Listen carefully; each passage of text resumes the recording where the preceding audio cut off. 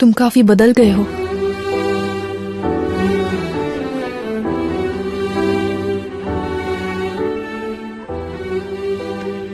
जेमरे ने मुझे फोटोज दिखाई थी, तुम्हें मैंने उन्हीं में देखा।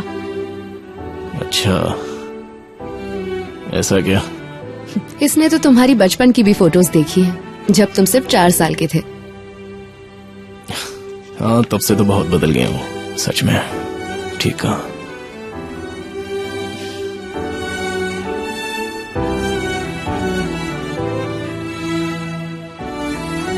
अब तुम्हें जेमरे से उतनी भी ज्यादा प्रॉब्लम्स नहीं होती जितनी पहले हुआ करती थी। लीव इट ना, मैं वैसे भी जाने वाली हूँ। 1 मिनट रुक जाओ, बस हो गया।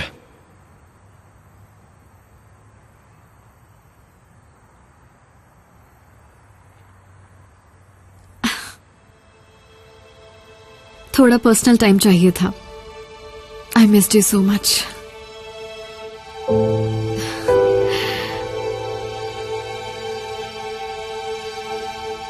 मी टू। मुझे तुम्हें सैड देखना अच्छा नहीं लगता है। मैं चाहता हूं तुम हमेशा स्माइल करती रहो। देखो, अब इन खूबसूरत आंखों में आंसू नहीं आने चाहिए।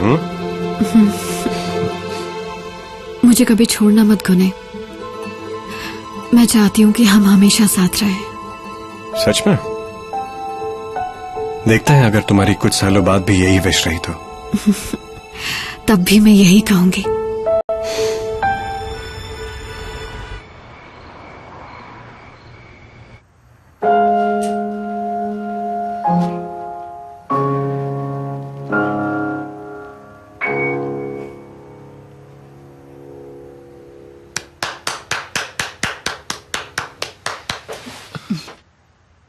ये आपके लिए था mom. Thank you so much. Since I have known बारिस, ये पियानो पहली बार प्ले किया गया है। That's because मॉम के जाने के बाद मुझे पियानो प्ले करने का मोटिवेशन मिला ही नहीं। I mean, किसी ने मुझसे कहा तक नहीं। So मैंने रिक्वेस्ट किया था कि एंगेजमेंट में प्ले करो, लेकिन तुम नहीं माने। let's not talk about that night. मैं खुद वो रात याद नहीं करना चाहती। वीनस प्लीज, क्या कर रही हो? I fell in love twice. और दोनों बार शादी भी कर ली, लेकिन प्यार खत्म होते ही दोनों को छोड़ दिया। जैसे ही मुझे लगा कि उस रिश्ते में प्यार नहीं बचा, तो आई न्यू कि उस शादी को और ड्रैग करने का कोई फायदा नहीं। और कुछ रिश्ते ऐसे भी होते हैं जिन्हें शादी तक पहुंचने ही नहीं देना चाहिए,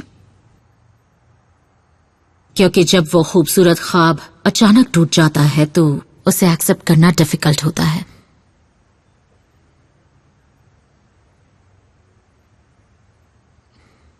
मैंने नोटिस किया है कि अक्सर तुम दोनों में आर्ग्यूमेंट्स होती हैं।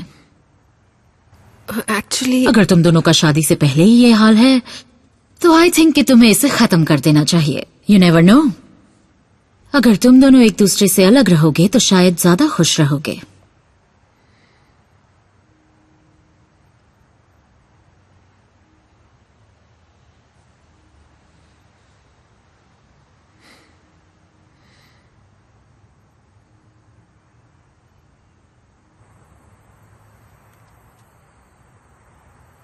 तुम अब यहीं रहने वाली हो ना ज़ैनब? वापस इटली तो नहीं जाओगे?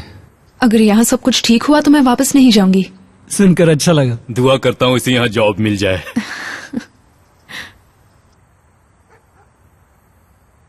वैसे तुम क्या कर रही हो?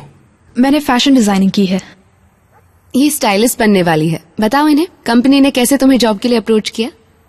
अप्रोच तो मैंने ही किया।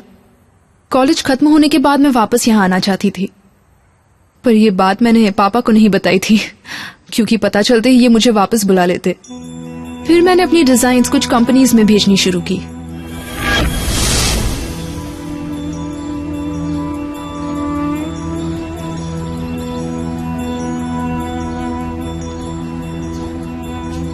अब मैं सिमय तेकेनोग्लू हूँ ना? उसे बैग में रख दो। मैं इसे अपने पास रखूं? हाँ, रख दो।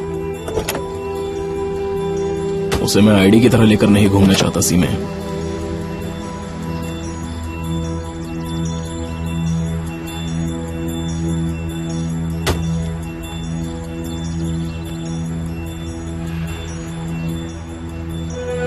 कह रहा हूँ छुपा लो उसे। वैसे आज रात को क्या करने वाली हो तुम? पता नहीं, तुम? मुझे आज काम में पापा की मदद करनी है। तो फिर मैं घर जाऊंगी और क्या। ठीक है, तो अब हमें निकलना चाहिए। ख्याल रखना। कुजे, इस सिचुएशन का जिम्मेदार मुझे समझ रहे हो ना? अब किसी को कुछ बोलकर क्या फायदा? जो होना था वो तो हो गया। पर तुम्हारे चेहरे से तो लग रहा है कि तुम नाराज हो। देखो, मुझे बहुत कुछ सोचना है। सोच रहा हूँ कि अब आगे हमें क्या करना होगा। तुम्हारी फैमिली के साथ कैसे बात करूँ, इस बारे में भी तो सोचना होगा ना? हाँ, सोचना तो होगा। तो मैं आज ही टिकट बुक करवा लेती हूँ। ठीक है, देखते हैं, लेकिन अभी नहीं। देखते हैं मत कहो।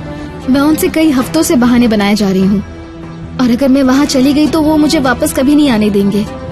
अच्छा अच्छा, ठीक है। तुम्ही तो कहा था कि शादी होते ही हम उनसे बात करेंगे और उन्हें मैरिज सर्टिफिकेट भी दिखाएंगे। हाँ, तो मैं अब भी वही कह रहा हूँ। अच्छा चलो, एक काम करो, तुम आज ही इंटरनेट पर टिकट्स देख लो और मुझे बता देना कि पूरा खर्चा कितना हो रहा है। ठीक है? प्लेन की टिकटें भी तो सस्ते में मिल जाती है, 3-4 हजार में। मुझे उससे फर्क नहीं पड़ता।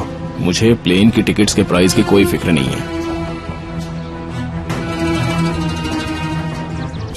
तो फिर मैं सैटरडे मॉर्निंग की टिकट ढूंढूंगी।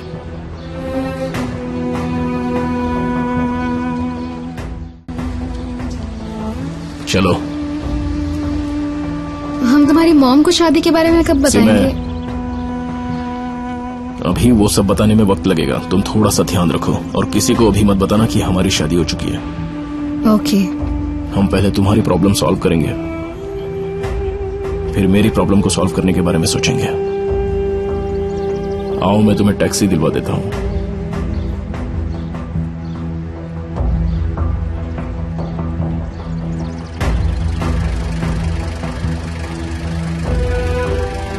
ये रखो। मेरे पास पैसे हैं। अरे बाबा, रख लो, बहस मत करो, रख लो। ओह, ये क्या?